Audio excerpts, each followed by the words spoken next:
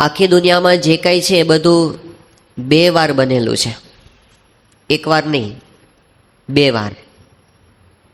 આ માઇક્રોફોન છે એ 2 વાર બનેલું છે. આપણી ઉપર પંખો ફરે છે એ 2 વાર બનેલો છે. આ જે બિલ્ડિંગ આપણે જોઈએ છીએ એ 2 વાર બનેલું છે. 2 વાર કઈ રીતે? તો પહેલી વાર આ માઇક્રોફોન કોકના મનમાં બન્યું, વિચાર આવ્યો કે આવું કંઈક બનાવીએ આપણે, એની ડિઝાઇન મનમાં નક્કી થઈ અને પછી એ બહાર આવ્યું. જ્યારે પંખો બની ગયો ને પહેલાં કોકના મનમાં એનો આકાર ઊભો થઈ ગયો અને પછી એ બહાર બનાવવામાં આવ્યો. આ જે બિલ્ડિંગ છે એનો આકાર પહેલાં કોકને વિચારમાં આવ્યો, પછી એને પેપર પર મૂક્યો અને પછી એનો આકાર બંધાયો. આપણે ઘરેથી આવ્યા, પહેલાં આપણા મનમાં નિર્ણય થયો કે આપણે મંદિરે જવું છે, કથા સાંભળવા જવું છે, અને પછી આપણા પગ ચાલવા માંડ્યા. દુનિયામાં જે કંઈ થાય છે બધું પહેલાં અંદર મનમાં થાય છે, વિચારમાં થાય છે, નિર્ણયમાં થાય છે અને પછી એ બહાર આવે છે. જ્યાં સુધી નિર્ણય ન થાય ત્યાં સુધી કોઈ ક્રિયા થતી નથી. સવારથી સાંજ સુધી આપણે જે કંઈ ક્રિયા કરીએ છીએ ને પહેલાં એનો નિર્ણય થાય છે. આજ સવારે આપણે ઉઠ્યા તો આપણે જાગ્યા પછી નિર્ણય થયો કે હવે આપણે ઉઠીએ, એટલે આપણે ઉઠ્યા. જો એવું થયું હોત કે ના હજી 10 મિનિટ પછી, તો આપણે ઉઠ્યા ના હોત. પણ આપણે નક્કી કર્યું કે બસ હવે તો ઉઠવું જ છે, એટલે આપણે ઉઠ્યા. તો નિર્ણય થાય પછી ક્રિયા થાય છે, નિર્ણય પહેલાં કોઈ ક્રિયા થતી નથી. એટલે એવું કહેવાય છે કે વિશ્વનો જે કંઈ ઇતિહાસ છે ને એ ક્રિયાઓનો ઇતિહાસ નથી પણ વિચારોનો ઇતિહાસ છે. યુદ્ધ પહેલાં માણસના મનમાં થાય છે અને પછી બહાર આવે છે. તો જેટલા કાંઈ વિશ્વયુદ્ધો થયા પહેલાં અંદર ખેલાઈ ગયા છે, પછી બહાર એની અભિવ્યક્તિ થઈ છે. તો એનો અર્થ એમ થયો કે દુનિયામાં જે કાંઈ છે બધું નિર્ણયોના આધારે થાય છે, નિર્ણય વિના બીજું કાંઈ થતું નથી. પણ નિર્ણય શાના આધારે થાય છે? નિર્ણયના મૂળમાં શું છે? તો નિર્ણયના મૂળમાં આપણી કોઈક લાગણી છે, કોઈક ભાવના છે. જ્યાં સુધી ભાવના કે લાગણી એ આપણને કોઈ દિશામાં ન પ્રેરે ત્યાં સુધી આપણે નિર્ણય લેવા માટે પ્રેરાતા નથી. દાખલા તરીકે કુટુંબ પ્રત્યે આપણને એક ફરજની ભાવના છે, પ્રેમની ભાવના છે, તો એના માટે આપણે કમાઈએ છીએ. જેના માટે આપણે પ્રેમ કે લાગણી ન હોય તો એ માણસ માટે આપણે કંઈ રાત દિવસ મહેનત નથી કરતા. પણ આપણા પરિવાર પ્રત્યે આપણને ફરજ કે પ્રેમની ભાવના છે તો કેટલી મહેનત, કેટલો બધો દાખલો એના પાછળ થાય છે. સુરતથી ટ્રેનમાં બેસીને મુંબઈ સુધી અપડાઉન કરે લોકો. સવારમાં 5 વાગે ફ્લાઇંગ ક્વીન પકડે અને જાય મુંબઈ 3 કલાક ટ્રાવેલ કરીને. પછી મુંબઈથી પાછા જ્યાં જવાનું હોય નોકરીનું સ્થાન ત્યાં જાય. તો પાછા રાત્રે પાછા ઘરે પહોંચે તે રાત્રે 11, 11:30 થઈ ગયા હોય, ઘરે બધા સૂઈ ગયા હોય.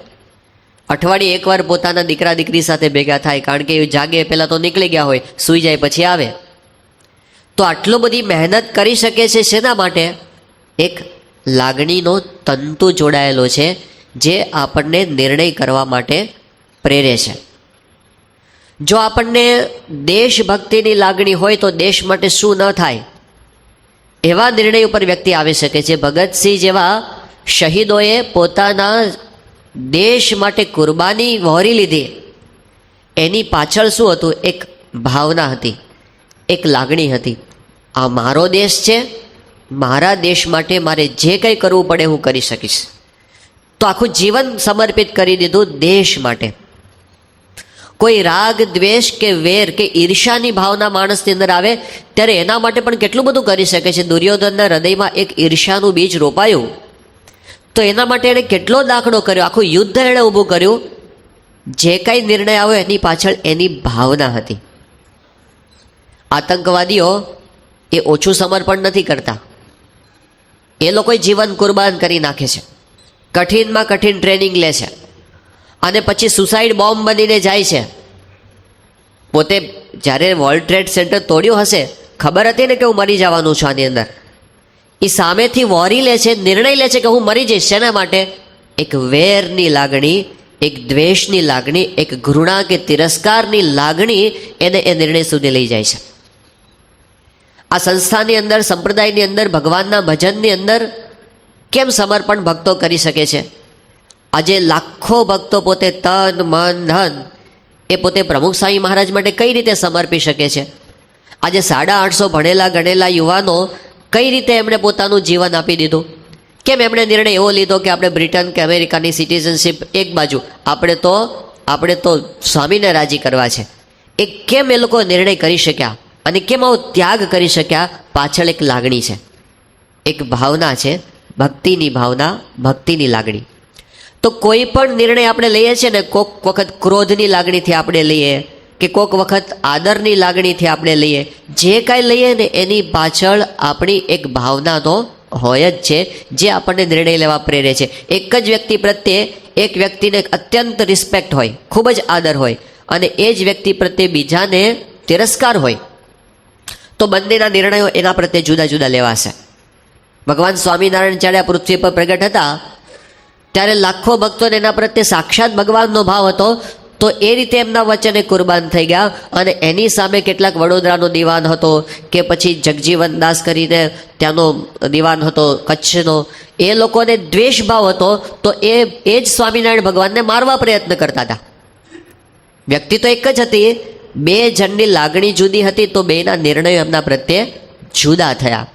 તો આપણે જે કાંઈ નિર્ણય લઈએ છીએ આપણા જીવનમાં એની પાછળ એક લાગણી હોય છે. પણ પ્રશ્ન એ છે કે લાગણી શેના આધારે ઊભી થાય છે? એ ભાવનાનું મૂળ ક્યાં છે? કેમ ક્યારેક કોકના પ્રત્યે આપણને ક્રોધ થાય છે, ક્યારેક કોકના પ્રત્યે આપણને આદર થાય છે, કોકના પ્રત્યે આપણને પ્રેમ થાય છે? એ બધી જે લાગણીઓ આપણા મનમાં ઉત્પન્ન થાય છે એનો આધાર શું છે? એનો આધાર છે આપણા દ્રષ્ટિકોણ. આપણા જે દ્રષ્ટિકોણ છે એ આપણી ભાવનાઓ ઉત્પન્ન કરે છે.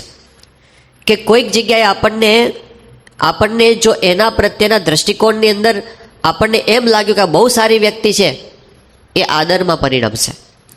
અને કોકના પ્રત્યે એમ થયું કે આ મારો દુશ્મન છે, એમના પ્રત્યે દ્વેષભાવ પરિણમશે. દ્રષ્ટિકોણમાંથી આપણી લાગણીઓ ઉત્પન્ન થાય છે, એ પાયાની અંદર છે. 1991ની સાલમાં રીડર્સ ડાયજેસ્ટની અંદર એક પ્રસંગ ટાંકવામાં આવેલો, બનેલો પ્રસંગ છે કે લંડનની અંદર હિથ્રો એરપોર્ટ પર એક વખત એક બેન પોતે પહોંચ્યા. હવે એમને ત્યાંથી જવાનું હતું ક્યાંક બીજે, એટલે પોતે ટિકિટ તો એની પાસે ઓલરેડી બુક થયેલી હતી, અને જે ટર્મિનલ પરથી એને બેસવાનું હતું ત્યાં પહોંચ્યા તો ખબર પડી કે હજી પ્લેનને થોડી વાર છે. એટલે ત્યાં આગળ જે વેઇટિંગ એરિયા હતો, રિસેપ્શન જેવો વેઇટિંગ એરિયા, ત્યાં પોતે થોડી વાર માટે બેઠા રાહ જોવા માટે. હવે એ દરમિયાન એમને વિચાર આવ્યો કે આપણે કંઈક ખાઈએ, એટલે પોતે ઊભા થયા અને ત્યાં એરપોર્ટ પર જે સ્ટોલ હોય ત્યાંથી એમણે પોતે કૂકીઝ ખરીદી. આપણે જેને બિસ્કિટ કહીએ છીએ ને, એને એ લોકો એક વિશિષ્ટ પ્રકારના બિસ્કિટ હોય છે, એ લોકો કૂકીઝ કહે છે. તો કૂકીઝનું એક પેકેટ ખરીદ્યું અને ખરીદીને પોતે લાવ્યા. પછી થયું કે આપણે હજુ પેલું કંઈક કોફી લઈએ, એટલે કોફી લેવા માટે ગયા અને એ લઈને આવ્યા. પછી થયું આપણે છાપું પણ વાંચીએ, એટલે ઊભા થઈને ભાઈ છાપું લેવા ગયા અને એ લઈને છાપું વાંચવાની શરૂઆત કરી કે આપણે છાપું વાંચતા વાંચતા ખાશું. અને એમણે શરૂઆત કરી એ દરમિયાન એવું થયું કે બાજુમાં એને લાગ્યું કોઈક મારી બાજુમાં આવીને બેઠું છે, અને જોયું તો એક સાવ અજાણ્યો માણસ આવીને બેઠો હતો. અને આ બાઈએ જે કૂકીનું પડીકું સામે પડ્યું હતું એને ખોલીને એ ખાતો હતો. એટલે આને બહુ આશ્ચર્ય થયું, થોડુંક મનમાં પ્રશ્ન પણ થયો કે કોણ હશે. પછી મનમાં થોડોક તિરસ્કાર એ થયો કે આને કંઈ ભાન છે, આ લોકો તો બહુ સેન્સિટિવ હોય છે પરદેશી લોકો તો પાછા, કે હાવ આવું મેનર વગરના માણસો કોઈ મળી જાય કે કોકનું અજાણ્યા માણસનું પેલું પડીકું હોય એ ખોલીને એની બાજુ બેન ખાવા માંડે. એટલે આને એટલું બધું એના પ્રત્યે ગુસ્સો ચડ્યો ને, પણ કંઈ બોલી નહીં. આ બાઈ પણ ખાતી હતી, પણ હજી આ એક બિસ્કિટ ઉઠાવે તે ઓલો બીજું ઉઠાવે, આ ત્રીજું ઉઠાવે તો ઓલો ચોથું ઉઠાવે. હવે આનું વાંચવામાં મન ન રહ્યું, એનું પેલું કોણ કેટલા ખાય છે ને એમાં જ એનું ધ્યાન એનું રહેવા માંડ્યું. એમ કરતાં કરતાં એક છેલ્લું બિસ્કિટ વધ્યું, છેલ્લી કૂકી. અને પેલી બાઈ પોતે ઉઠાવવા જાય ને ત્યાં તો ઓલાએ ઉઠાવ્યું એ છેલ્લું. પછી એના બે ભાગ કર્યા અને અડધું આને આપ્યું, અને બાકીનું અડધું રહ્યું ને એ પોતે ખાઈને હાલતો થઈ ગયો. આને મનમાં જે એના પ્રત્યે થયું કે આ લોકોને એના મા બાપે કંઈ સંસ્કાર આપ્યા છે કે નહીં, કાંઈ મેનર જેવું છે કે નહીં, કંઈ ભાન પડે છે કે નહીં, એટલું બધું મનમાં ગાળો પહેલાં નહીં દીધી.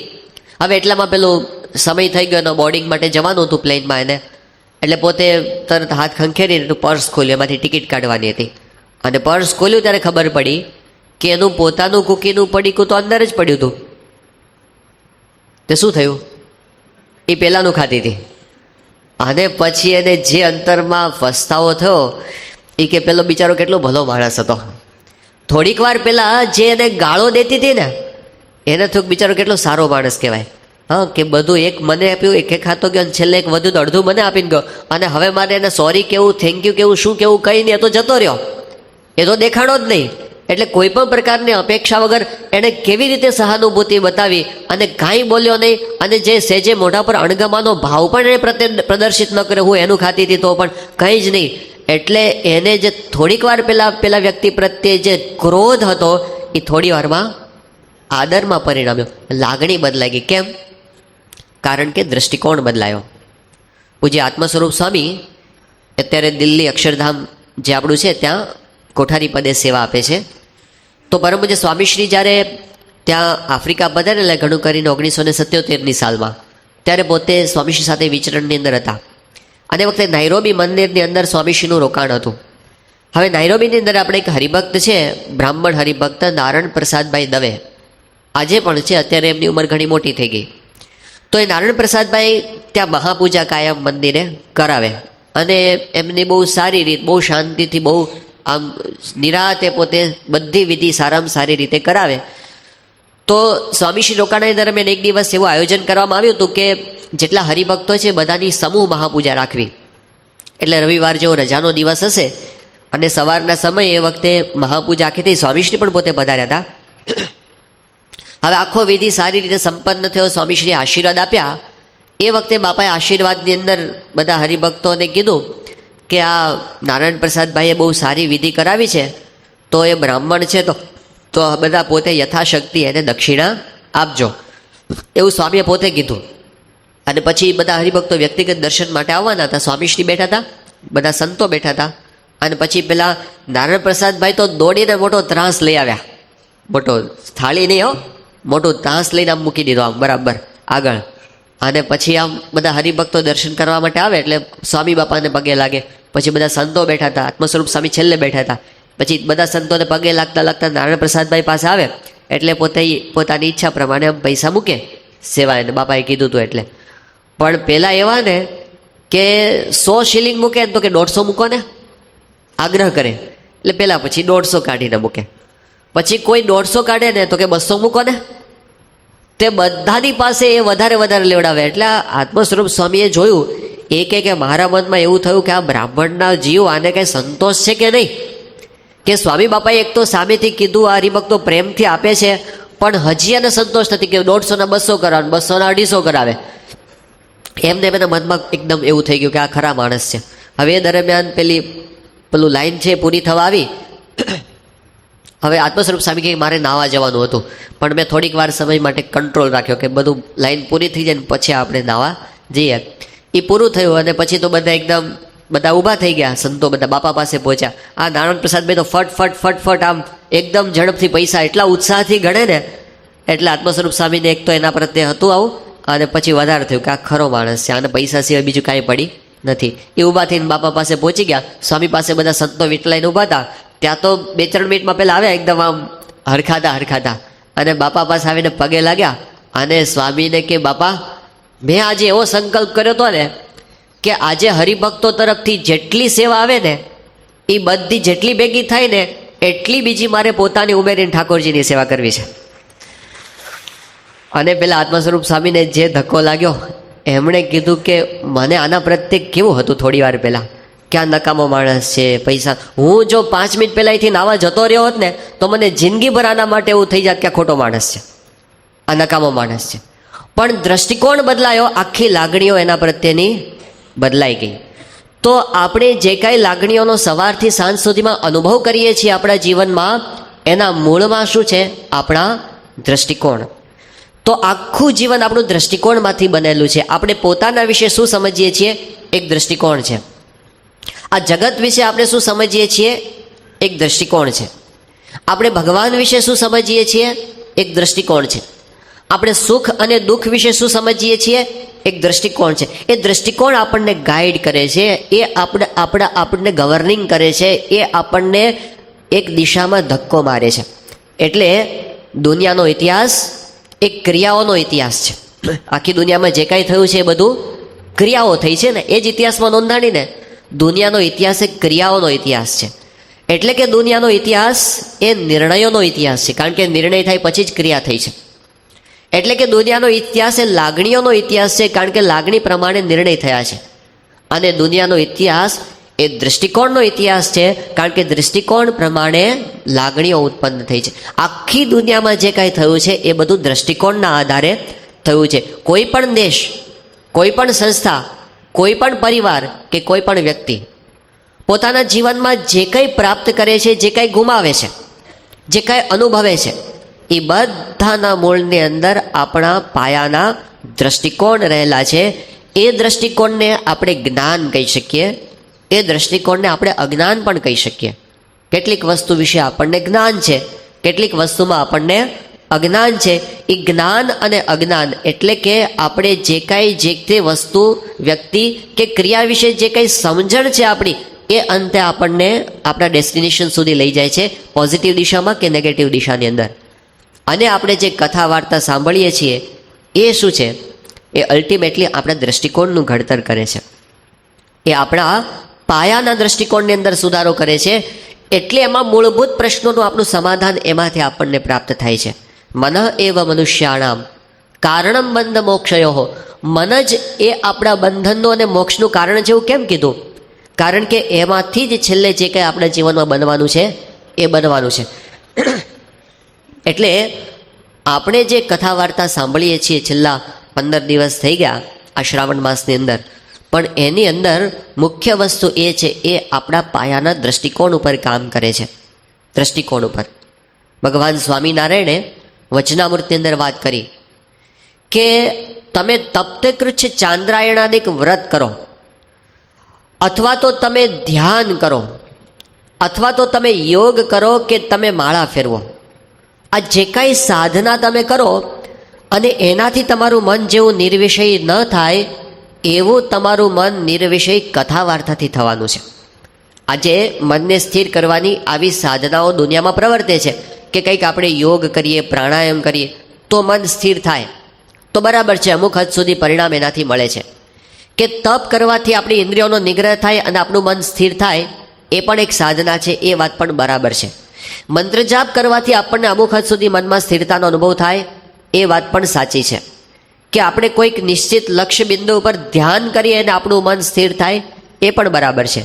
પણ ભગવાન સ્વામિનારાયણ એમ કહે છે કે આ બધાથી આપણા મનમાં જે સ્થિરતા, શાંતિનો અનુભવ થાય છે, એના કરતાં અનેક ગણી વધારે શાંતિ આપણને આ કથા વાર્તામાંથી થવાની છે. કારણ કે કથા વાર્તા મૂળ દ્રષ્ટિકોણમાં સુધારો કરે છે, પાયાની અંદર એ પોતે સુધારો કરે છે. અને એ કથા વાર્તા આપણા માટે જીવનરૂપ છે એવું આપણા શાસ્ત્રોએ કીધું.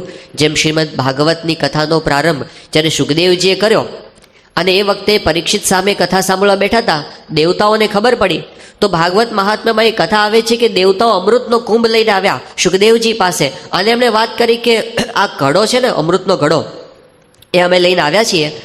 જો પરીક્ષિતને મૃત્યુનો ભય જ લાગ્યો હોય તો તમે અમૃતનો ઘડો એને પીવડાવી દો, એટલે મૃત્યુના ભયથી મુક્ત થઈ જાય. અને બદલામાં તમે એને જે કથા કરવાના છો એ અમૃત અમને આપો, એનું કથા અમૃત અમને આપો અને આ અમૃત પરીક્ષિતને પીવડાવી દો. આવી સોદાબાજી કરવા માટે દેવતાઓ સુખદેવજી પાસે પહોંચ્યા. એ વખતે સુખદેવજીએ હસીને એની ઉપેક્ષા કરી. ક્વ સુધા ક્વ કથા લોકે ક્વ કાચઃ ક્વ મણિર મહાન.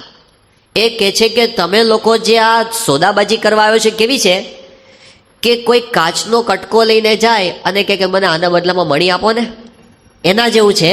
આ તમારું જે અમૃત છે ને, દેવલોકનું અમૃત, એ તો કાચના કટકા જેવું છે. અને આ જે કથારૂપી અમૃત છે ને, એ તો મણીને ઠેકાણે છે.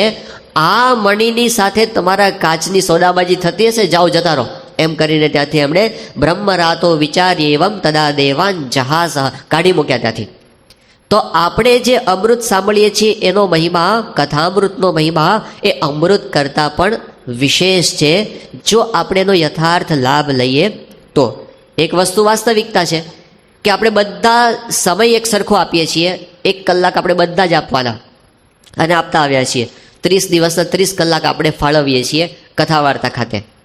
તો આપણે બધા સમય એક સરખો અંદર ઇન્વેસ્ટ કરશું, પણ આપણને બધાને જે ફળ મળશે એ એક સરખું નહીં મળે. એક સરખું નહીં મળે, એમાં ફેર પડી જશે. ભાગવતની અંદર કથા આવે છે ને કે કથા તો બધાએ સાંભળી, પણ ધુંધુકારી માટે વિમાન આવ્યું અને પેલા બધા એમને બેસી રહ્યા. ત્યારે બધાએ કીધું ભાઈ અમે બધાએ આખો મહિનો કથા સાંભળી છે અને આખું અઠવાડિયું કથા સાંભળી છે, તો એકલા એ પેલા વ્યક્તિ માટે કેમ તમે પક્ષપાત કરો છો? કેમ એના માટે વિમાન આવ્યું ધુંધુકારી માટે અને અમારા કોઈના માટે કેમ નહીં?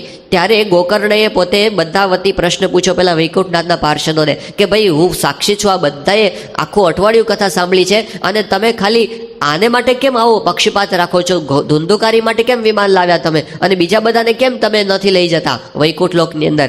એ વખતે વૈકુંઠનાથના પાર્ષદે કીધું કે ભલે બધાએ કથા સાંભળી, પણ શ્રવણસ્ય વિભેદેન ફલભેદોક્ત સંસ્થિતઃ. શ્રવણમાં ભેદ છે. સાંભળવાની અંદર ભેદ છે. એ જેટલો ભેદ પડ્યો ને એટલો ફળમાં ભેદ પડ્યો. બધાએ સાંભળ્યું હતું, પણ ધુંધુકારીએ જુદી રીતે સાંભળ્યું હતું. એની જે પિપાસા હતી, એની જે તીવ્રતા હતી, એની જે મુમુક્ષુતા હતી, એની અંદર જે ભૂખ હતી, એને જે કથાની અંદર આસક્તિ હતી, એને જે પ્રેમ હતો, એને જે વિશ્વાસ હતો, એને જે એકાગ્રતા હતી, એ બીજામાં નહોતી. અને એટલે એને જે પ્રાપ્તિ થઈ એ બીજાને થઈ નહીં. તો કથાની અંદર આપણે જ્યારે આપણે ધંધો કરીએ છીએ અને એની અંદર આપણે 10 લાખનું ઇન્વેસ્ટમેન્ટ કરીએ, આપણે શું વિચાર કરીએ છીએ? આ 10 લાખનો આપણે મેક્સિમમ લાભ લેવો છે. એમાં આપણે જેટલો બને છે એટલો વધારે નફો કરવો છે. બાકી આપણે 10 લાખનું રોકાણ કરીએ અને આખું વર્ષ ધંધો કરીએ અને 100 રૂપિયાનો નફો થાય તો એ નફો ન કહેવાય, ખોટ કહેવાય. એ નફો ન કહેવાય, એ ખોટ કહેવાય. કેમ? કારણ કે વ્યાજે ન મળ્યું તમને ધંધો કર્યા પછી. તો આપણે જે ઇન્વેસ્ટમેન્ટ કરીએ છીએ એ પ્રમાણે અને જે પ્રમાણે સામે ધંધો છે એ પ્રમાણે મળવું જોઈએ ને આપણને. એ જે વિચાર કરે ને એ સારો બિઝનેસમેન કહેવાય, એ સારો વેપારી કહેવાય. તો આપણે એવા સ્વાર્થી થવું છે. આપણે કથાની અંદર એવા સ્વાર્થી થવું છે કે જે સમય, હવે ભૂતકાળને ભૂલી જવાનો કે આપણે જ્યારથી સમજ ન થાય ત્યારથી જેટલી કથા સાંભળી એ બરાબર જેટલી ગઈ, પણ હવે તો આપણે એનો જ્યારથી જાગ્યા ત્યારથી આપણે એનો એવો લાભ લેવો છે એ આપણી અંદર કંઈક પરિવર્તન કરે, એ આપણને કંઈક લાભ કરે, આપણને ફીલ થાય કે મેં કંઈક પ્રાપ્ત કર્યું છે, મેં કંઈ અચીવ કર્યું છે. ખાલી મનોરંજન નહીં, ખાલી ટાઈમપાસ નહીં, ખાલી મનને સંતોષ નહીં કે અમે કથા સાંભળ્યા, આવ્યા શ્રાવણ માસમાં એક પુણ્ય કામ કર્યું, આપણે કથા સાંભળી લીધી, એમ નહીં. લાભ તો ચોક્કસ થાય છે. ખાલી અમથામ થાવીને બેસે તોય લાભ થાય છે, પણ જેવો જોઈએ એવો લાભ નથી થતો. જેવો જોઈએ એવો લાભ લેવો હોય તો એના માટે વિશ્વાસો ગુરુ વાક્યેષુ સ્વસ્મિન દીનત્વ ભાવના મનોદોષ જયશ્ચેવ કથાયામ નિશ્ચલા મતિઃ. ભાગવત કહે છે કે કેવી રીતે સાંભળવો આપણે? વિશ્વાસ. પછી વિશ્વાસો ગુરુ વાક્યેષુ સ્વસ્મિન દીનત્વ ભાવના નમ્રતા.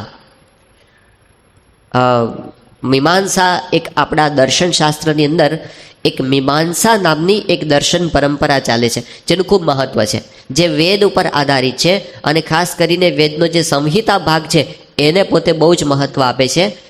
તો એ મીમાંસાની અંદર એક ન્યાય આપવામાં આવે છે, ગો વત્સ ન્યાય. ગો એટલે ગાય અને વત્સ એટલે વાછરડું. ગો વત્સ ન્યાય. એમાં એવું શીખવવામાં આવે છે કે જ્યારે આપણે કોઈ વિદ્યા પ્રાપ્ત કરવા જતા હોઈએ, જ્ઞાન અર્જન કરવા માટે જતા હોઈએ, તો આપણે કેવી રીતે ગુરુ પાસે જવું જોઈએ?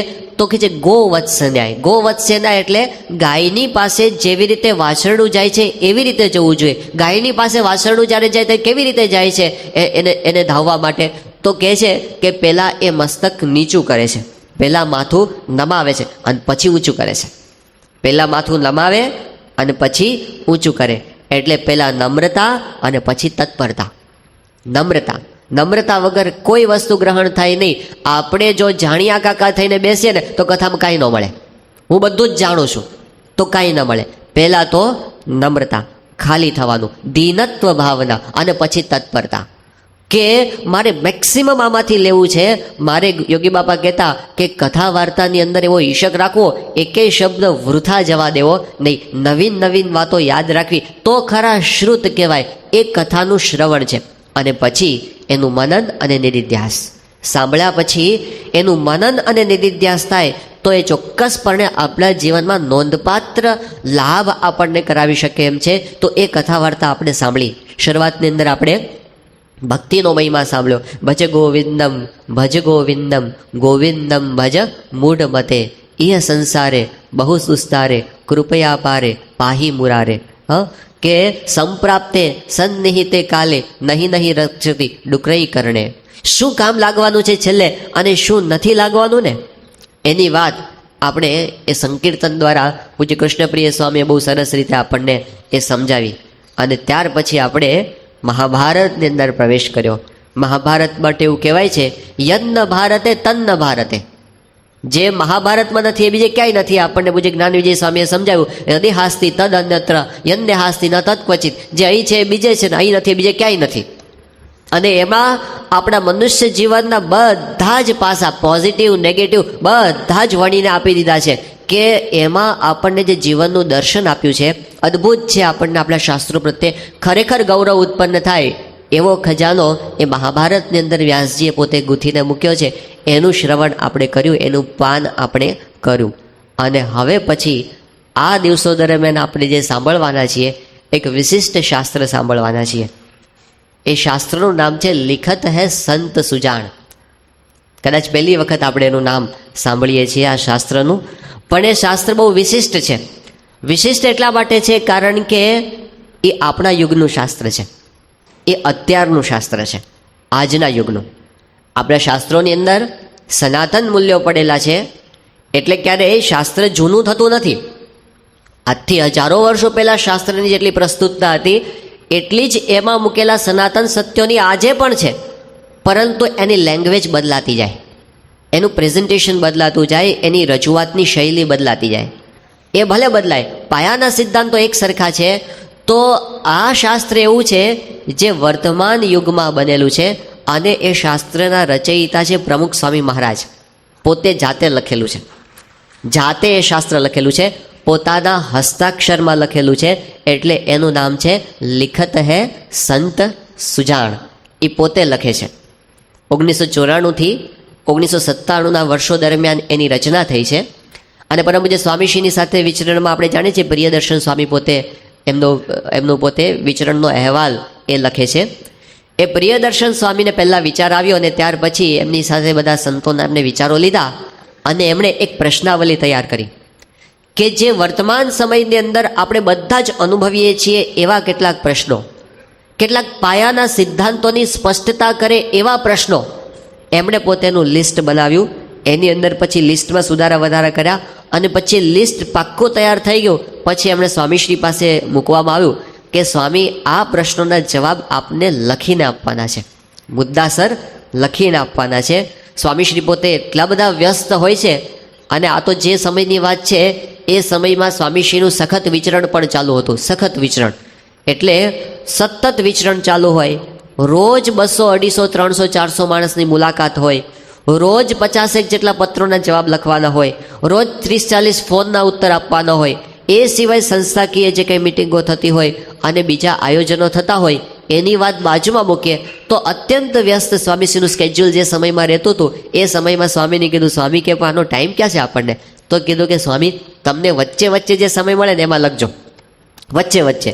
એટલે તમારે તાકે પત્ર લેખન છે આજનું પૂરું થયું અને આરામમાં જવાને 5 મિનિટની વાર છે, એ 5 મિનિટમાં તમને લખી નાખવાનું. અને એ વખતે સ્વામી કીધું કે ચાલો કંઈ વાંધો નહીં, અમે લખીશું. અને સ્વામીશ્રી પાસે એ જ્યારે સમય મળે 5 મિનિટ ત્યારે બોલાવી લે પ્રિયદર્શન સ્વામીને અને કહે કે લાવો તમારો પ્રશ્ન. અને પ્રશ્ન સામે મૂકવામાં આવે અને સ્વામીશ્રી પ્રશ્ન વાંચે અને એકાદ ક્ષણ 2 ક્ષણ સ્વામી પોતે જુએ અને પછી સહજ સ્ફૂર્ણાથી એમને જે પોતે પોતાના અનુભવના આધારે જે એમને પોતે સિદ્ધ કર્યું છે એ પોતે લખે જવાબ. અને એ જવાબો જે લખાયા એનું આપણી સંસ્થા દ્વારા એક કેલેન્ડર પ્રકાશિત કરવામાં આવ્યું. એનું નામ છે લિખત હૈ સંત સુજાણ. તો આની અંદર એક એક દિવસના એક એક પ્રશ્ન અને એનો એક એક જવાબ એ આની અંદર આપવામાં આવ્યો છે. તો એની અંદર આપણે આગળ વધવાના છીએ. પણ આપણે આ 15 દિવસ દરમિયાન એક જ પ્રશ્નના જવાબમાં આપણે વિચાર કરવાના છીએ. તો પરમ પૂજ્ય પ્રમુખ સ્વામી મહારાજ એમણે આ જે શાસ્ત્ર રચ્યું છે, એમણે જે આ જવાબો લખેલા છે, આપણે વિચાર કરીએ તો ખ્યાલ આવે કે એની પાછળ કેટલું વજન પડેલું છે. એ જે બોલે છે ને યોગીજી મહારાજ પેલું બોધ કથા કહેતા, બોલનો તોલ કરવો, બોલનો તોલ કરવો. એક પારધી, એક શિકારી, એણે એક ચકલી પકડી લીધી હાથમાં, જીવતી ચકલી. હવે પેલી ચકલી છે એને ખબર પડી ગઈ કે હવે આપણે મરવાના જ છીએ. એટલે ચકલી એને કીધું કે જો ભાઈ શિકારી, હું તને 2 વસ્તુ શીખવવા માગું છું, એ તારા જીવનમાં બહુ ઉપયોગી થશે. પેલો શિકારી કે બોલ, શું શીખવવા માગે છે? તો ચકલી કે 2 વસ્તુ એ છે. પહેલી વસ્તુ એ બોલનો તોલ કરવો. પહેલી બાબત કઈ? બોલનો તોલ કરવો. અને બીજું એ કે ગઈ વાતનો ઓરતો ન કરવો. ઓરતો એટલે પસ્તાવો કે દુઃખ કે અફસોસ. ગઈ વાતનો અફસોસ કરવો નહીં, જે ગયું તે ગયું. આ 2 વાત બરાબર યાદ રહી ગઈ? પેલો કે હા, બોલનો તોલ કરવો અને ગઈ વાતનો ઓરતો ન કરવો. પછી ચકલી કે જો હું તને એક બીજી મહત્વની વાત કહેવા માગું છું, આ તે મને પકડી છે, પણ જો તું મને થોડીક છૂટી મૂકે ને, મારી અંદર 5 તોલાનો સાવ સાચો હીરો છે, તું સેજ મને આમ ઢીલી મૂકે તો હું તને બહાર કાઢીને આપું. એમ કે એમ 5 તોલાનો હીરો? એ કે હા. એટલે સેજ ઢીલું મૂક્યો ને, ચકલી ફર કરતી ઉડીને ઉપર બેસી ગઈ ઝાડ ઉપર અને પછી હસવા માંડી. પેલો તો આંખો ફાડીને જોઈ રહ્યો. એ કે શું છે? હીરો મારો, હીરો લાવ, તું આપતી હતી ને. એ ચકલી હસવા માંડી, હસતી હસતી કે મેં તને પહેલાં શું શીખવાડ્યું તું? બોલનો તોલ કરવો. કોણ બોલે છે ને પેલા વિચાર કરો. હું 2 તોલાની ચકલી, 5 તોલાનો હીરો હોય મારા પેટમાં? એટલે પેલો તો એકદમ ઉદાસ થઈ ગયો અને કે આય રે, મારા હાથમાંથી ચકલી ગઈ, મારા હાથમાંથી ચકલી. ચકલી કે બીજી વાત યાદ કર, ગઈ વાતનો ઓરતો ન કરવો. ગઈ તે ગઈ, હવે એનો અફસોસ કરવાથી કાંઈ હાથમાં આવવાનું નથી. યોગી બાપા દ્રષ્ટાંત આપતા બોલનો તોલ કર. કોણ બોલે છે? એ શબ્દનું વજન છે. નાની પાલખીવાલા એ બજેટ પાસ થયા પછી એના ઉપર જે 2 શબ્દો બોલે ને એની કિંમત હોય, અને પેલું શાકભાજી વેચનાર હોય એ 10 કલાક બોલે ને એની કોઈ કિંમત ના હોય. કોણ બોલે છે? વ્યક્તિ કઈ બોલે છે અને કેટલો અનુભવ છે, એના આધારે એની કિંમત થાય છે. જેમ કોઈ સાયન્સની વાત હોય તો સ્ટીફન હોકિંગ્સ જેવો બોલે, હવે તો બોલી જ નથી શકતો. સ્ટીફન હોકિંગ્સ એ પોતે ત્યાં સાયન્ટિસ્ટ છે જર્મન, તો એ કાંઈ જ બોલી શકતા નથી, પેરાલિસિસ થઈ ગયું આખા શરીરે. એનું આખું શરીર, એ મોઢું પણ નથી ચાલતું, બોલી પણ નથી શકતો, પણ એની આ એક આંગળી સેજ હલે છે. સેજ હલે છે ને એના આધારે કમ્પ્યુટરથી એ બોલે છે, કમ્પ્યુટરથી. અને એ જે બોલે છે ને એ સાંભળવા માટે દુનિયાના ટોપ લેવલના સાયન્ટિસ્ટ આમ કાન કરીને બેઠા હોય. હોકિંગ્સ શું કહે છે? સ્ટીફન હોકિંગ્સ શું કહે છે? એની કિંમત છે, કારણ કે એ ક્ષેત્રમાં એ પોતે એક્સપર્ટ થયેલા છે. જે ક્ષેત્રમાં જે એક્સપર્ટ હોય એની કિંમત કહેવાય ને. બાકી ભલે અમથા બીજા ક્ષેત્રમાં હોશિયાર હોય, આપણે દુનિયામાં ટોપ લેવલના આમ આપણે કહીએ કે આમ સર્જન હોય, જેમ પ્રમુખ સાહેબ મહારાજની બાયપાસ સર્જરી જે ડૉક્ટરે કરેલી હતી, ડૉક્ટર સુબ્રમણ્યમ, એ દુનિયાના શ્રેષ્ઠ કક્ષાના પોતે હાર્ટ સર્જનની અંદર આવે છે. એટલા ટોપ કક્ષાના સર્જન હોય, પણ આપણે જો મકાન બાંધવાનું હોય અને કેટલા ફૂટનો બીમ નાખવાનો એવું આપણે પૂછવાનું હોય, તો આપણી સામે એક સાધારણ કોન્ટ્રાક્ટર ઊભેલા હોય કે જે પોતે એને જિંદગીમાં 500 મકાન બાંધેલા છે. એવા એક કોન્ટ્રાક્ટર ઊભેલો છે, ભલે અંગૂઠા છાપ હોય, પણ આપણે મકાન બનાવવું હોય, એમાં કેટલા ફૂટનો બીમ નાખવો એનો નિર્ણય લેવાનો હોય, તો સુબ્રમણ્યમ સાહેબ કે એનું માનીએ કે પેલા કોન્ટ્રાક્ટરનું માનીએ? ભલે પેલા હોશિયાર રહ્યા, પણ એ એના ક્ષેત્રમાં, એ આપણા ક્ષેત્રમાં આપણને કામ લાગે નહીં. તો જે ક્ષેત્રમાં હોશિયાર હોય અને આપણને દાખલા તરીકે એપેન્ડિક્સનું ઓપરેશન કરાવવાનું હોય, એપેન્ડિક્સનું ઓપરેશન, અને એ વખતે ઓબામા સાહેબ પોતે હાજર હોય, કેટલી બધી સત્તા એની ઓબામાની, આખો અમેરિકા એના હાથમાં. એ ઓબામા કે હું ઓપરેશન કરું, લાવો આપણે આપીએ ને, ભાઈ સાહેબ રહેવા દો, તમે હોશિયાર ખરા પણ તમારા ક્ષેત્રમાં રાજકારણમાં કંઈ પૂછવાનું છે તમને પૂછીશું, પણ આમાં તો અમારા ગામના જે સર્જન છે ને એ જ કામ લાગશે, તમે આમાં કામ લાગશો નહીં. આપણે ઘરમાં કઢી બનાવવાની હોય અને દાખલા તરીકે ઘરવાળા કંઈક બહાર ગયા હોય અને પછી કઢી બનાવવા આપણે બેઠા હોઈએ, અને એ વખતે આમ અચાનક આમ સચિન તેંડુલકર હોય એની સાથે આપણે ફોનમાં વાત થતી હોય, એક બાજુ તમારા ઘરે થયો એના પર ફોનમાં વાત થતી હોય, સચિન તેંડુલકર કે આવી રીતે કઢી કરો તો કઢી બનશે, અને ઘરવાળા કે એમ ન બને, આમ કરો તો બને. કોનું માનીએ આપણે?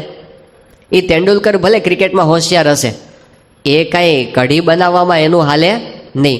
જે ફિલ્ડમાં જે એક્સપર્ટ હોય ને એનું માનવાનું હોય. તો આપણે જે ક્ષેત્રની અંદર સમજવા માગીએ છીએ એ છે જીવનમાં સફળતાનું ક્ષેત્ર, જીવનમાં શાંતિનું ક્ષેત્ર, જીવનમાં પૂર્ણતા, જીવનમાં પૂર્ણકામપણાની અનુભૂતિનું જે ક્ષેત્ર છે એ કોને પૂછાય? જેને જીવનમાં પૂર્ણકામપણાની અનુભૂતિ કરી હોય એને પૂછાય, એની પાસે જવાય. બાકી લખાણ તો દુનિયામાં કેટલા બધા થઈ છે. સંતો પેલો પ્રસંગ કહે છે કે પેલા જ્હોન ગ્રેહામ હતા, જ્હોન ગ્રે અમેરિકાના લેખક, અને એણે પોતે એક પુસ્તક વર્તમાન કાલે હયાત છે, એણે પોતે પુસ્તક લખ્યું છે દાંપત્ય જીવનના સંબંધો માટે. સંબંધો કેવી રીતે આપણા સુધરે, એ પુસ્તકનું ટાઇટલ છે men are from the Mars and women are from the Venus. અને ગુજરાતી શું થાય છે કે આ દુનિયામાં જેટલા પુરુષો છે ને એ બધા મંગળ ગ્રહ ઉપરથી આવેલા છે. Men are from the Mars, પુરુષો બધા ક્યાંથી આવેલા છે? મંગળ ઉપરથી. And women are from the Venus, એટલે જે બધી સ્ત્રીઓ છે ને એ બધી શુક્ર ગ્રહ ઉપરથી આવેલી છે. પછી એણે એનો મર્મ અંદર એવો લખ્યો છે એ પુસ્તકમાં, એ કે હકીકતમાં પુરુષની પ્રકૃતિ થોડી જુદી છે અને મહિલાની પ્રકૃતિ થોડી જુદી છે. જો બંને એકબીજાની પ્રકૃતિ સમજી લે ને તો એડજસ્ટ થઈ જવાય, તો તમારા ઘરમાં જે પ્રશ્નો આવે છે ને એ ઓછા થઈ જાય, સંઘર્ષ તમારો ઘટી જાય, તમે સુખેથી દાંપત્ય જીવન જીવી શકો. આ પુસ્તક એણે જે લખ્યું છે એની એટલી બધી કોપી વેચાણી કે ન્યુયોર્ક ટાઈમ્સની અંદર સતત કેટલાય સમય સુધી ઇન્ટરનેશનલ બેસ્ટ સેલર તરીકે રહ્યું એ પુસ્તક. એટલી બધી એની કોપી વેચાણી. અને એ જ્યારે સેમિનાર આપવા માટે જાય આ દાંપત્ય જીવનના, ત્યારે આખો કાર્નેગી હોલ છે જે ક્યારેય ભરાતો નથી, એટલો બધો મોટો હોલ છે, પણ આખો ચિક્કાર ભરાઈ જાય જ્યારે એ પોતે આ માર્ગદર્શન આપવા જાય ને ત્યારે લોકોને એટલી બધી એની વાતો ગમી, એટલી બધી આમ રજૂઆત એની સરસ હતી કે તમે આવી રીતે વર્તો તો પતિ પત્નીના સંબંધો તમે સુધારી શકો. પણ એમના પોતાના જીવનમાં કેવા પ્રશ્નો થયા? 2 વાર છૂટાછેડા લેવા પડ્યા, 2 વાર. દાંપત્ય જીવનના સંબંધો સુધારવાની વાત એ બીજાને કરી શકાય, પણ જીવનમાં અનુભવ કેટલો? પોતાને એ વસ્તુ પર એ માર્ગે ચાલ્યા પછી એની પ્રાપ્તિ થઈ હોય, એવો સાક્ષાત્કાર થયો હોય, એવો અનુભવ કેટલો? એવું દુનિયામાં આપણને જોવા મળતું નથી. લખાય છે ખૂબ. આજે તમે બહાર જઈને ઊભા રહો અને સારા બુક સ્ટોલમાં જઈને ઊભા રહો તો સેલ્ફ હેલ્પની આમ 50 બુકો તમને જોવા મળે કે how to improve self confidence ને આમ હાઉ ટુ બીકમ સક્સેસફુલ ને તમને એક હારે આમ 50 ચોપડીઓ જોવા મળે. એટલું બધું એના પર લખાય છે, એટલી બધી સેમિનારો થાય છે, એટલી બધી શિબિરો થાય છે બધી એના ઉપર આખી દુનિયાની અંદર. પણ અનુભવી પુરુષના વચનોનું પ્રમાણ થાય. પહેલાં આપણે એક બહુ પ્રસિદ્ધ લેખક છે ડેલ કાર્નેગી, એમણે પોતે આવી જ સેલ્ફ હેલ્પની બુક લખેલી છે ઘણી બધી. એમાં એક બુક તો બહુ જ પ્રસિદ્ધ થઈ છે, how to win friends and influence people. એનું ગુજરાતી ટ્રાન્સલેશન પણ થયું છે જિંદગી જીતવાની જડીબુટ્ટી.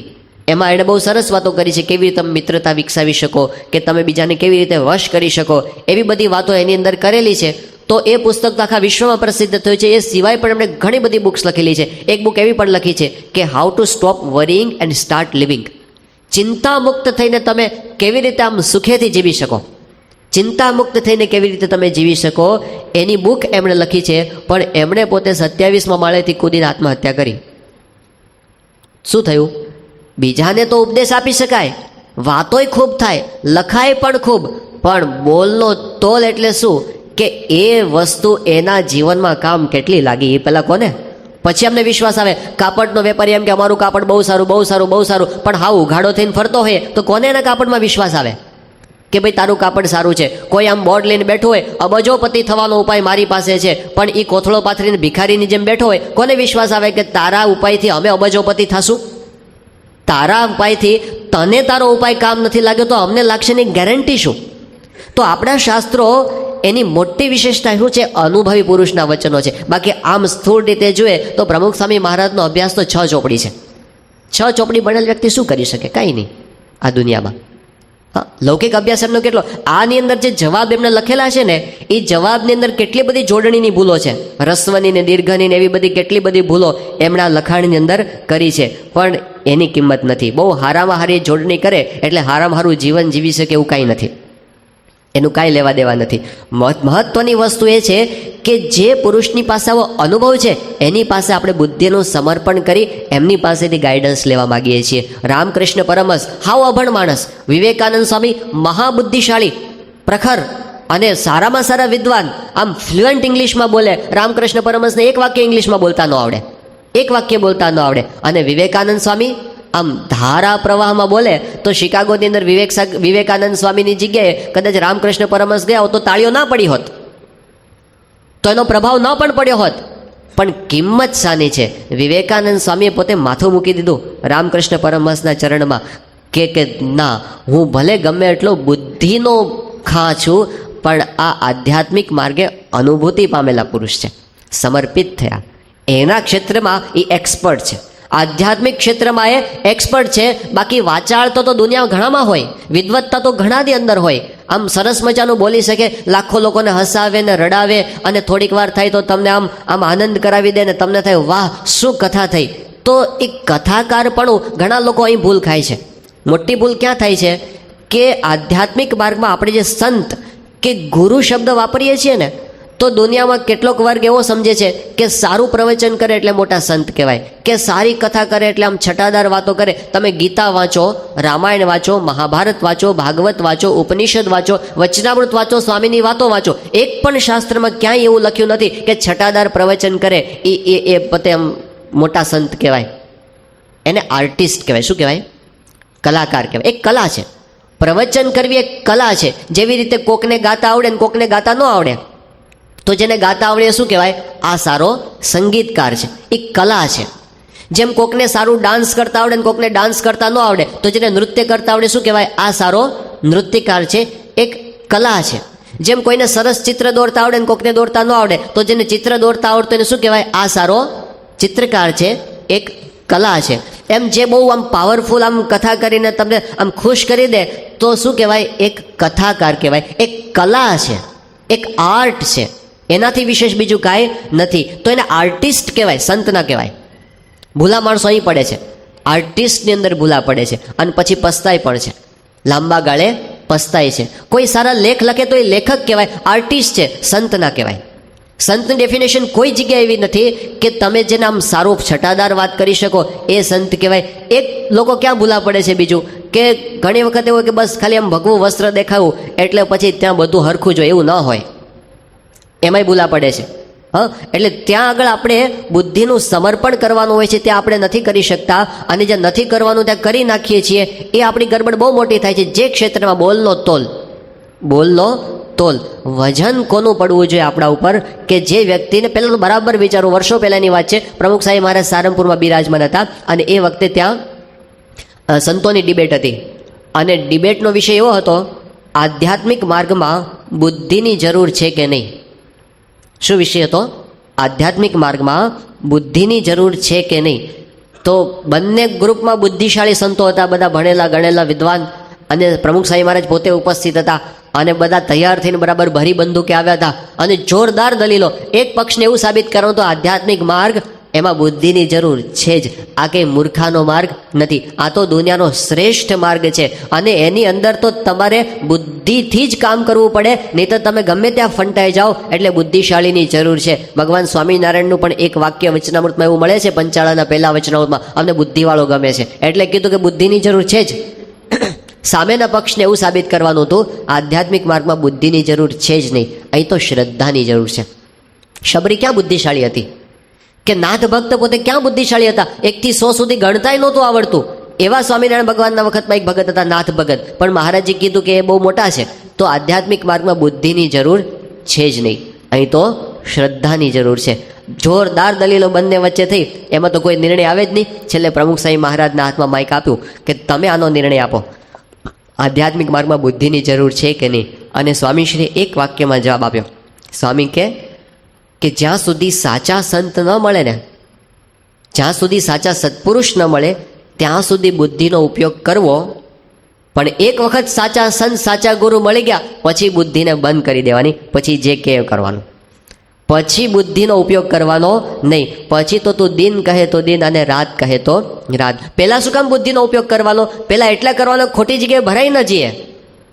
શાસ્ત્રમાં ખાલી સંતનો મહિમા નથી કીધો, લક્ષણ પણ કીધા છે. એટલે પહેલાં તો આપણે વિચાર કરવો બોલનો તોલ, કે ક્યાંથી આ વાક્ય આવેલું છે. આ વ્યક્તિની પોતાની આધ્યાત્મિક મોટપ, એની સ્થિતિ, એમને પોતે કેટલું પ્રાપ્ત કર્યું છે, અને પછી આપણને કહેવા માટે આવે છે. તો પહેલાં તો એ જોવું પડે ને, બોલનો તોલ, એ ક્યાંથી બોલે છે, કઈ કક્ષાથી પોતે બોલે છે, તો એ તો જોવું જ પડે. પહેલાં બુદ્ધિ તો આપણે વાપરવી જ, કે આપણે સાચી જગ્યાએ ખોટી જગ્યાએ નથી ને આપણે. તો અમારે સારંગપુરની અંદર વર્ષો પહેલાંનો પ્રસંગ છે, આજથી 13-14 વર્ષ પહેલાંની વાત છે. અમારે ત્યાં ગૌશાળામાં એક માણસ કામ કરતો હતો, એનું નામ હતું મેલો. પછી બગીચામાં થોડીક પ્રગતિ થઈને બગીચામાં કામ કરતો હતો. તે મેલો હતો ને, જેવા એના નામ હતા લગભગ એવા ગુણ હતા. એટલે એ કદાચ નાતો હશે કે નહીં ખબર નહીં, પણ ભજન બહુ સારા ગાય. અમારે સંતોને રાત્રે છે ને શયન આરતી પછી અડધો કલાક ભજન ગવાય સભાની અંદર. તો એ છે ને ભજનો ગાવા માટે આવે ત્યારે આમ તારા આત્માને ઓળખ્યા વિના ને એવા ઊંચા સાદથી એટલા સરસ ભજનો લલકારે. હવે એકવાર એવું થયું, ગમે તેમ પણ મેલો એ મંદિર છોડીને જતો રહ્યો. એ ક્યાં ગયો કોઈને કંઈ ખબર પડી નહીં. થોડાક 3-4 વર્ષ પસાર થઈ ગયા, અને પછી એક વખત એવું બન્યું કે મંદિરના કેમ્પસમાં એક યાત્રાની બસ આવી. એ આવતી હોય છે નોર્મલી, અમારે ત્યાં યાત્રાધામ છે એટલે. તો 50-60 જેટલા યાત્રાળુઓ એમાંથી ઉતર્યા, અને બધા મંદિર ઉપર ત્યાં દર્શન કરવા માટે ગયા. એમાંથી એક મહાત્મા પણ ઉતર્યા, અને પોતે ઓફિસ તરફ આવ્યા. હવે ત્યાં જે આગળ આપણો ઓફિસ એરિયા છે, ત્યાં આગળ આપણે સંત છે સારંગપુરના ઘનશ્યામ પ્રકાશ સ્વામી, એ ત્યાંનો બગીચો સંભાળે છે, એ બેઠા હતા. તો પેલા મહાત્મા હતા, એ પોતે આવ્યા. આમ અલ્ફી જેવું પહેર્યું હતું, માથે જટા હતી, લાંબી દાઢી હતી, ગળામાં રુદ્રાક્ષની માળા હતી, અને બધા આમ તિલકને બધું કર્યું હતું. એ પોતે આવ્યા એટલે એકદમ ઊભા થઈ ગયા પેલા ઘનશ્યામ પ્રકાશ સ્વામી. એટલે કે મહેમાન મહાત્મા આવ્યા છે, અને આમ પગે લાગ્યા. એટલે પેલા કે સ્વામી જય સ્વામિનારાયણ. એટલે ઘનશ્યામ પ્રકાશ સ્વામી કે જય સ્વામિનારાયણ, ક્યાંથી પધારો છો? એ કે લ્યો સ્વામી, મને ન ઓળખ્યો? ના, ઓળખાણ ન પડી. અરે હું તો મેલો. તો તર્યા શું છે? એ કે બસ સ્વામી, હવે મારો આશ્રમ ચાલે છે, અને આ બધા મારા શિષ્યો છે, એને હું જાત્રા કરવા નીકળ્યો છું.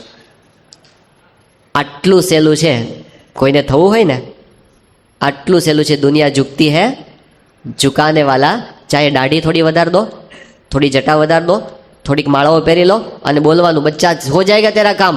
25-50 આશીર્વાદ આપશે, એમાંથી 2-4નું તો થઈ જ જશે અઠે ગઠ્ઠે, અને થશે એટલે આપણી ભક્તિ હાલશે. અને ગેરંટી આ ધંધામાં ક્યારેય મંદી નહીં આવે. બીજા બધામાં મંદીની શક્યતા ખરી, આમાં ક્યારેય મંદી આવશે નહીં. બીજામાં મંદી આવશે તો આમાં તેજી આવશે પાછી. એટલે શું કીધું કે જડ બુદ્ધિ જીવ, જડ બુદ્ધિ જીવ, પ્રભુ પદને ઈચ્છે તો કર સંતનું પારખું. રંગ પીતપણે, રંગ પીતપણે, સોનું ને પિત્તળ નવ હોય એક સરખું. બ્રહ્માનંદ સ્વામી કે પહેલાં તો પારખું કરવું, પહેલાં બુદ્ધિ વાપરવી, અને પછી બોલનો તોલ કરવો. આ કોણ બોલે છે? તો એમાં બે દ્રષ્ટિથી આપણને લાભ છે કે જ્યાં આગળ આપણે ભરાવાનું નથી ત્યાંથી બચી પણ શકીએ, અને જ્યાં આગળ ખરેખર બુદ્ધિને સમર્પિત કરી દેવાની છે ત્યાં આગળ આપણે બુદ્ધિનો ડોળ મૂકી શકીએ કે અહીં આગળ હવે આપણું ગજું નથી, અહીં તો આપણે નમ્ર ગોવત્સ ન્યાય, આપણે નમવાનું છે. અહીં તો અહીં આપણે આપણો અહંકાર રાખવાનો નથી. એ થઈ શકે એટલા માટે પહેલાં બુદ્ધિનો ઉપયોગ કરો. એક ગેરસમજ કેવી હોય છે ખબર છે મહાત્મા માટે, કે જે બહુ પરચા બતાવે ને મહાત્મા મોટા, ચમત્કાર બતાવે ને કંઈક, એનું બહુ જ આકર્ષણ હોય છે. કોઈક જગ્યાએ ગુણાતીતાનંદ સ્વામી પોતે વિચરણ કરતા કરતા ગયા હતા એક ગામની અંદર. તો ગામના જે પટેલ હતા એણે સ્વામીને પૂછ્યું કે સ્વામી તમે કંઈ પરચા બતાવો છો?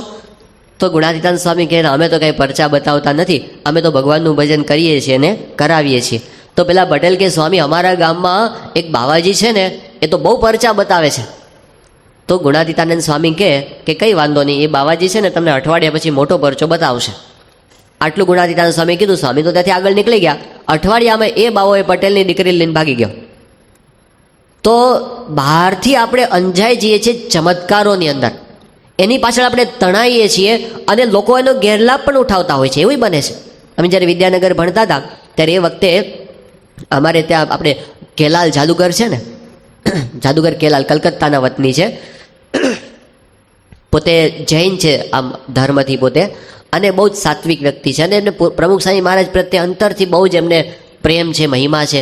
એટલે એ પોતે તે વિદ્યાનગર છાત્રાલયની અંદર આવ્યા હતા, અને બહુ સાદા સિમ્પલ અને બહુ નમ્ર માણસ છે. તો એમણે અમારી જે યુવકોની જે સભા થાય સાંજની સભા વિદ્યાર્થીઓની, એમાં એમણે પોતે કેટલાક જાદુ પણ બતાવ્યા હતા. જે સાદા જાદુ હોય ત્યાં આગળ બધા એમણે બધા છોકરાઓ બહુ ખુશ થયા. પછી એમણે 15-20 મિનિટ વાત કરી હતી. એમાં એમણે વાત કરી, એ કે આ જાદુ છે ને એક વિદ્યા છે અમારી, એક પ્રકારની કળા છે, એક આર્ટ છે. એમણે કીધું કે અમે આનો ઉપયોગ કરીએ છીએ, લોકોને કહીએ છીએ કે ભાઈ અમારી પાસે કંઈ વિશેષ શક્તિ છે એવું કંઈ નથી, આ તો કળા પ્રદર્શિત કરીએ છીએ અને અમારું પેટ અમે રળીએ છીએ. પણ એણે કીધું કે મારો એક ગુરુભાઈ, અમે બંને સાથે જ એક જ ગુરુ પાસેથી એક સરખી વિદ્યા ભણ્યા છીએ અને એ અત્યારે એમ કહે છે કે હું ભગવાન છું. એણે પોતાનો સંપ્રદાય સ્થાપ્યો છે અને લાખો લોકો એને બાબા કહે છે અને એનું કામ ચાલે છે. એ કે અમે બંને એક સરખી વિદ્યા ભણ્યા છીએ. પણ એણે એનો આવો વેપાર ચાલુ કર્યો. એણે એ જાદુ વિદ્યાને આવી રીતે અપનાવી અને એ પોતે એવા સ્ટન્ટ કરે છે, સ્પિરિચ્યુઅલ સ્ટન્ટ. એ કે હું પ્રામાણિકપણે કહું છું કે અમે તો કંઈ જાણતા નથી, અમારી કોઈ આધ્યાત્મિક શક્તિ નથી. લોકો આવા જાદુમાં તણાય છે, આવા જાદુમાં. મુંબઈનો બનેલો પ્રસંગ છે, એક બહુ ભારતના પ્રસિદ્ધ બાબા એ પોતે ત્યાં ગયા હતા અને એક એના શિષ્ય હતા, એ ફિલ્મના કોઈ આર્ટિસ્ટ હતા, એમને ઘરે એમનો ઉતારો હતો. અને એ વખતે બન્યું એવું કે બધા એમની જ કક્ષાના બધા 8-10 બધા માણસો બેઠા હશે, એમની વચ્ચે વાતો થતી હતી સહજ, અને પોતે બેઠા હતા. એમાં પેલા જે આર્ટિસ્ટ હતા, જે પેલા ફિલ્મના, એના કોઈક બેન એ ત્યાં આવ્યા, આવીને બાબાજીને પગે લાગ્યા અને બાબાજી આમ હાથ ઊંચા કર્યા, બધા જ જોતા હતા અને હાથમાં કંઈ જ નહોતું. અને એને આમ હાથ ફેરવ્યો અને હાથમાં એક સોનાની વીંટી આવી ગઈ, સોનાની વીંટી. લે બચ્ચા લે. પ્રસાદમાં એણે શું આપ્યું? સોનાની વીંટી. અને બધા જ આશ્ચર્યચકિત થયા કે બાબાજીને ક્યાં ચમત્કાર દિખાયા, હવા મેં હાથ ઘુમાયો ઓર અંગૂઠી નિકાલ દી. એટલે પેલા જે બેન હતા એ હોશિયાર, એને વીંટી તો લીધી, પણ એને પર્સમાંથી ઓટોગ્રાફ બુક કાઢી, હસ્તાક્ષર લગે ને બધાના, ઓટોગ્રાફ બુક કાઢીને આપી. બાબાજી જરા આપકે હસ્તાક્ષર इसमें દીજીએ. એટલે બાબાજીએ હાથમાં પેલું ઓટોગ્રાફ બુક લીધી, એની પાસે પેન નહોતી એટલે માગવા માંડે, કોઈની પાસે પેન હોય તો મને આપો. એણે પેન માગવા માંડી, કોઈની પાસે પેન હતી નહીં. એટલે માગતા હતા એટલામાં પેલી બાઈ પોતે બોલી, એ કે બાબાજી અંગૂઠી નિકાલી, પેન નહીં નિકાલોગે? આમ હાથ ફેરવીને ન નીકળી. કારણ કે આપણે સ્કૂલમાં ભણતા હોય, કોલેજમાં, અને સિલેબસ બહારનો પ્રશ્ન આવી જાય શું થાય? જે કોર્સમાં ન હોય એવો પ્રશ્ન પૂછાય જાય શું દશા થાય? તો આવા સ્પિરિચ્યુઅલ સ્ટન્ટ થાય છે. એ ઉપયોગ લોકો એટલા માટે કરે છે કારણ કે લોકોને એની અપેક્ષા છે. તમે ફરી વાત ગીતા, ઉપનિષદ, રામાયણ, મહાભારત, ભાગવત, વચનામૃત કે સ્વામીની વાત તો વાંચો, કોઈ જગ્યાએ સંતની ડેફિનેશન એવી નથી કે પરચા બતાવે સંત કહેવાય. મીરાબાઈ અને નરસિંહ મહેતાએ કોઈને લોટરીના નંબર આપ્યા નથી. સંતની વ્યાખ્યા એવી છે જ નહીં. યોગીજી મહારાજ પાસે એક ભાઈ આફ્રિકામાં ગયા હતા અને એમણે કીધું યોગીજી મહારાજને કે સ્વામી મને છે ને તમે કંઈક, મને તમારામાં મનુષ્ય ભાવ આવે છે. તો એ વખતે યોગીજી મહારાજે કીધું કે ગુરુ, જો અમારા પંચવર્તમાનમાં ખામી હોય તો તમારા પગનો જોડો લઈને મારા માથામાં મારો, બાકી મને પરચા બતાવતા આવડતું નથી. યોગીજી મહારાજ કે અમને પરચા બતાવતા આવડતું નથી, મારા પંચવર્તમાનમાં ખામી હોય તો તમારો પગનો જોડો લઈને મારા માથામાં મારો. એટલે એમાં યોગીજી મહારાજ કહેવા શું માગે છે કે અમારી સાધુતાની અંદર એક ડાઘ કાઢી બતાવો. અને જે પંચવર્તમાનમાં ખામી ન હોય એનો અર્થ શું થયો? વચનામૃત એમ કે છે જેને પંચવર્તમાનમાં લેશ માત્ર ખામી ન હોય એ સંતને ને ભગવાનને સાક્ષાત સંબંધ હોય. બાકી શું રહ્યું? એમણે એટલું તો કહી દીધું કે આ અમને ઓળખવાની રીત છે. બાકી હકીકતમાં યોગીજી મહારાજના જીવનમાં એટલા બધા ચમત્કારો બનેલા છે. યોગી બાપાનું જીવન ચરિત્ર જ્યારે પ્રકાશિત થતું હતું યોગીજી મહારાજનું, 6 ભાગમાં છે, આટલા જાડા 6 ભાગ. તો હરિભક્તો પાસેથી જ્યારે એનું સંકલન થતું હતું, હરિભક્તોએ બધાએ પ્રસંગો આપ્યા, પણ વધુમાં વધુ પ્રસંગો કેવા આવ્યા? ચમત્કારના પ્રસંગો. બાપાએ આશીર્વાદ આપીને આમ થઈ ગયું, આમ અશક્ય કામ આમ થઈ ગયું, આમ એટલા બધા ચમત્કારના, આમ રિયલ ચમત્કારના પ્રસંગો એ બધા ભેગા થયા. હવે કંઈ એ બધું થોડું આની અંદર સમાવી શકાય, એટલે ઘણા બધા પ્રસંગોને છોડી દેવા પડ્યા, કારણ કે દળ બહુ વધી જતું હતું, કદ બહુ, એટલે પછી એને બહુ અડવાવા આવ્યા નહીં. તો હરિભક્તોને કેટલાકને એમ પણ થયું કે અમારો પ્રસંગ કેમ ન લીધો, અમે આપ્યો તો કેમ ન લીધો? એટલે એના માટે સ્પેશિયલ એક પરચાનું પુસ્તક છાપવું પડ્યું. સ્પેશિયલ એ પુસ્તકનું નામ છે જોગીડો દેતો દેતો ને દેતો. 250 પાનાનું પુસ્તક છે, જેમાં કેવળ યોગી બાપાના પરચા છે.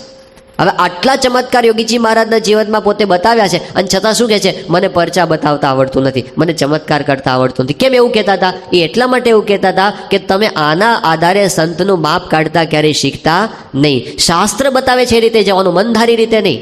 શાસ્ત્ર કઈ રીત બતાવે છે સંતને ઓળખવાની? તો અંત્યનું 27માં વચનામૃતમાં ભગવાન સ્વામિનારાયણ એમ કે છે, નિષ્કામ, નિર્લોભ, નિસ્વાદ, નિર્માન અને નિસ્નેહ, આ પંચવર્તમાને યુક્ત જે સંત હોય, એટલે જેનું જીવન અત્યંત મહાન હોય, જેનું જીવન નિર્મળ હોય, જેના અંતરની અંદર કોઈ ડાઘ ન હોય, એવા સંતના વચનમાં વિશ્વાસ કરવો, પછી ભગવાનનો નિશ્ચય થાય. આવા સંતના વચનમાં વિશ્વાસ કરવો, પરચાના આધારે એમાં તણાવવું નહીં. અને કોઈ પરચા બતાવે તો આપણે શાસ્ત્ર કહે છે એને સંત ન કહેવાય, એને જાદુગર કહેવાય. જેમ કોઈ સારી કથા કરે શું કહેવાય? એને આર્ટિસ્ટ કહેવાય. એમ કોઈ વધારે ચમત્કાર બતાવે શું કહેવાય? જાદુગર કહેવાય. સંત એને ન કહેવાય. અને એ જે સંત, એના જે વચન એ આપણા જીવનને ઘડે છે, એ આપણા જીવનને યોગ્ય શેપ આપે છે. નહીં તો કડંગું થઈ જાય, એક આમથી વાગે એક થોડીક આમથી વાગે, જીવન કડંગું થઈ જાય. એટલે બોલનો તોલ કરવો એ બહુ જ મહત્વની બાબત છે. આ વચન ક્યાંથી આવ્યું છે, કોના થકી આવ્યું છે? તો આપણે જે પુરુષના વચનનો વિચાર કરવાના છીએ, પહેલાં એનો બોલનો થોડો તોલ આપણે કરીએ કે આ વચન એ ક્યાંથી આવે છે, એની અંદર કેટલું વજન છે, એની પાછળ કેટલો અનુભવ છે, એની પાછળ કેટલી પ્યોરિટી છે, એની અંદર કેવો ભગવાનનો સંબંધ છે, એ આપણે વિચારીએ છીએ. એની વિશેષ વાતો છે આપણે હવે ક્રમશઃ આવતીકાલે જોઈશું. શ્રી સ્વામિનારાયણ ભગવાનની જય.